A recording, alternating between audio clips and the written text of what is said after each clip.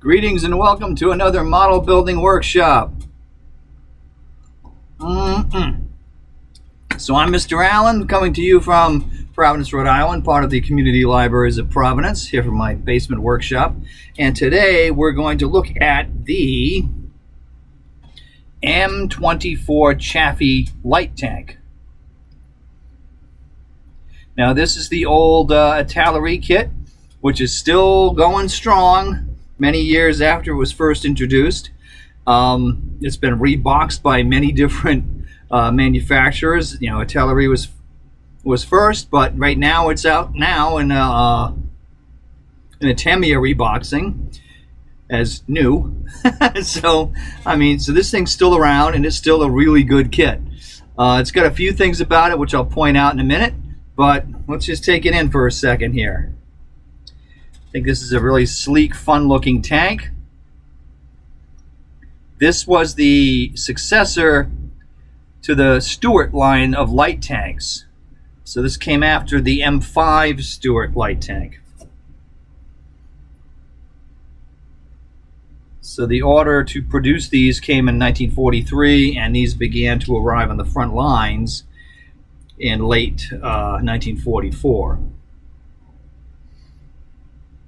And it's made by Cadillac, pretty much retaining the same engines that the M5 light tank had, but it has a completely redesigned everything. So, and this as a light, it doesn't necessarily look like a light tank at first glance, right?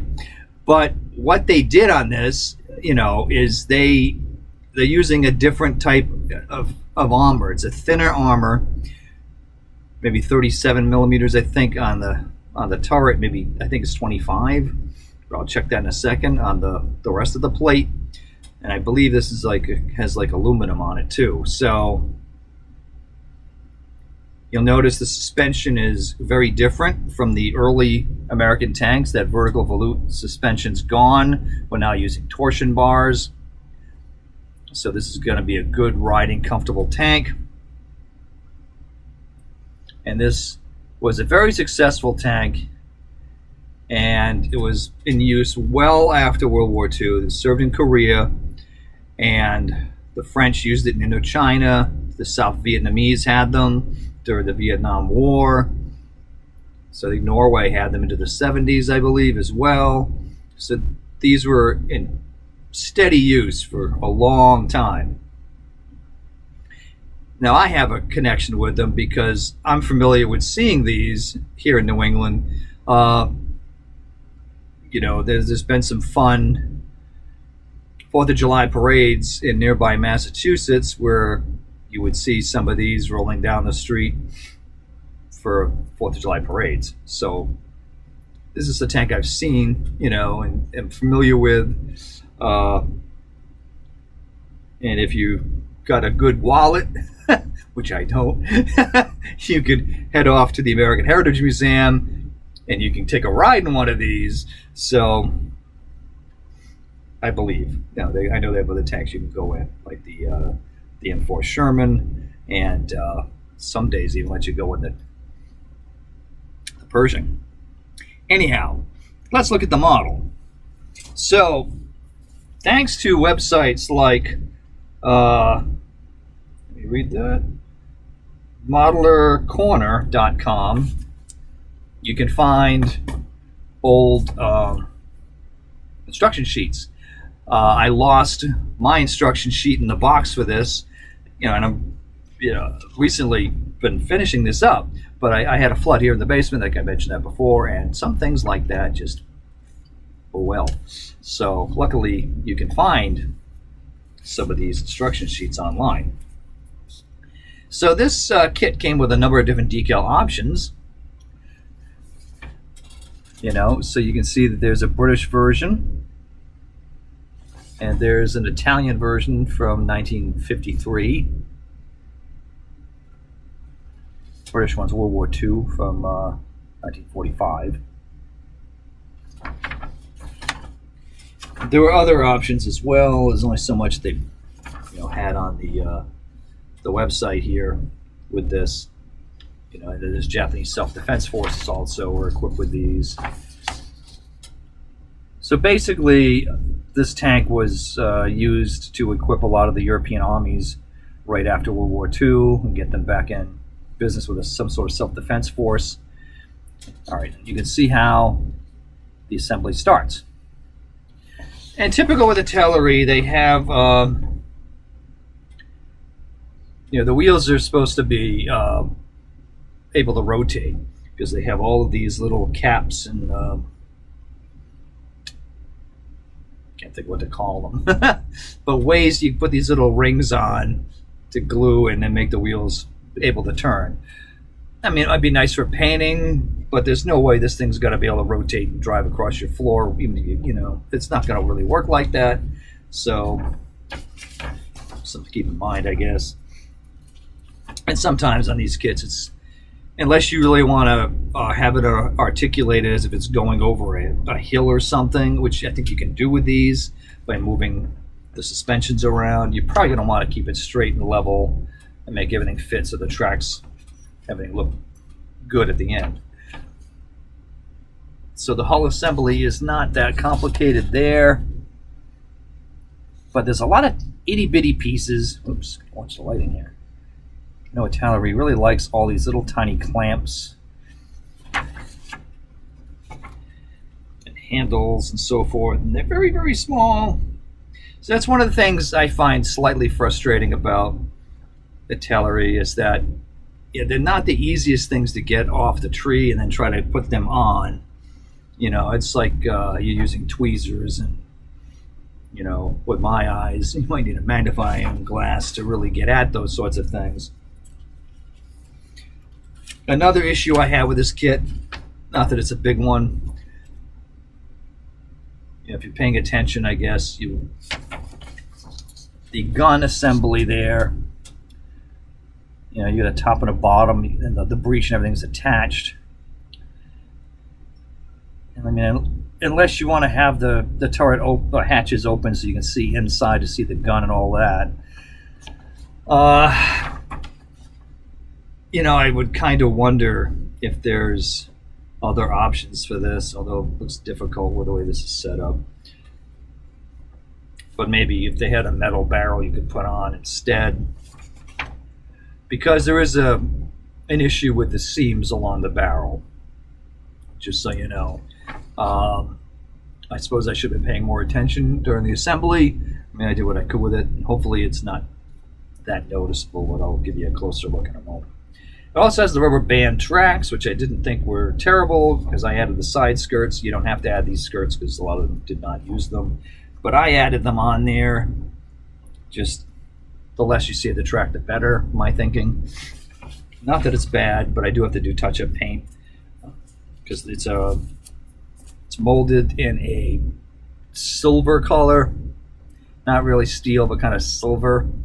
And it's supposed to be rubber shoe tracks, which is typical of the United States vehicles during that time period.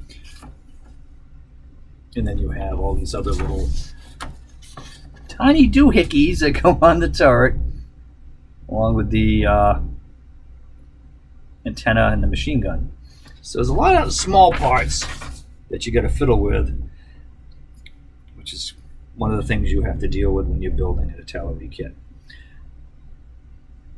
So I don't know if that shows up. I can try to get there closer here. That there is a bit of a seam on that gun barrel. I don't know how good this Surface Pro is going to show you that. You know, kind of low budget film crew here. So, and I'm going to be experimenting with different types of stowage to put on this guy. You know, typical American late war tanks would probably load it up with this stuff as they roll into Germany. And I know some of you are probably thinking, Mr. Allen, this is in American markings. What gives? Why aren't you doing this in Italian or French or something else funky? You know, sometimes you just want a basic American tank, believe it or not. And like I said, I have memories of seeing these things rolling down parades and so forth, so I wanted to do the basic American tank. Plus, these things were used in loads of war movies, you know, especially Battle of the Bulge, that film from like the 60s. They used a lot of these in that film. So, a fun kit. It takes a little patience, like with any Italeri kit, because of the small pieces. But I think the results aren't bad. You know, they give you this nice back here. I'm going to be working on getting some kind of storage on that, whether it be jerry cans, who knows. You get the straps up on the top of the hull here. I mean, there's a decal there for the star, which is a little tricky getting that to settle down over all of that surface detail. Did the best I could there, but I think stowage might go good on that. Those leather straps that are there. And I have a figure I'm working on for this. This is one of the Tamiya ones, or Tamiya. I don't know if you can really get it. It looks a lot to me, and I don't know if it was intentional. Kind of reminds me of Brad Pitt and Fury. Don't know if that's what they're going with or not. Comes with decals for the ranks stripes, which is pretty cool. So that's going to sit in there. He's just about done.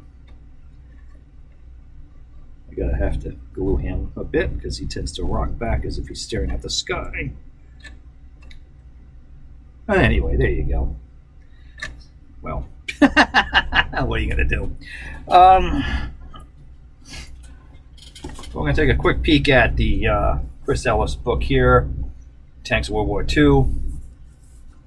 This is a staple I've had since I was a teen.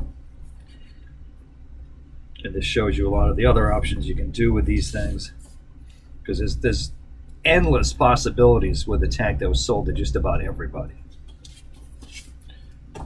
So right off the bat, they show you a version for the Japanese self-defense force. And an interesting anti-aircraft gun variant. I don't know if anyone makes this model, but it would be fun to see that. And there were other different types of self-propelled guns and so forth that were built on this chassis, which the book talks about as well. It doesn't show you, but it does talk about it. So there's a whole variety of different types of things you can do with this. You know, find South Vietnamese one down the bottom here. I don't know if fun's the right word, but if you're into painting, Pakistani version here. You got Greek. Austria. I'll try to get closer. Some French ones in Indochina, and an Italian one with the logo that we now know as Ferrari, but originally originated from a World War I fighter ace, and was used as a squadron marking in World War II. Oops, the book jacket's coming off, but I'll try to get a little closer here so you can see some of that. Anyway, there you have it. That's the Chaffee, the M24. I think the nickname for this thing was Tail End Charlie. I think it tended to be used pretty much in the rear. It's a light tank, so you're not going to want this as a main combat tank, but it did see more and more use as the war went on, particularly crossing the Rhine, things like that. It's very popular with the crews, and it's got a 75 millimeter gun, which is pretty good for a light tank. And the gun is actually the same gun that's used in aircraft, like the B-25 Mitchell. Some of the later models of the Mitchell bomber had this installed as an anti-shipping and ground attack weapon. So that's where the gun comes from. It has a kind of a limited recoil on it, I guess, because of the aircraft, you know. So it makes it very effective in the tank, and it gives you a little bit more room in there because you don't have to worry about them kicking back too far. So it helps out with the crew spacing as well. Kind of neat. So that's it. That's the Chaffee. Hope you enjoyed this video, and we'll look to see you guys in the next one. All right, keep on modeling and stay warm. All right, bye now.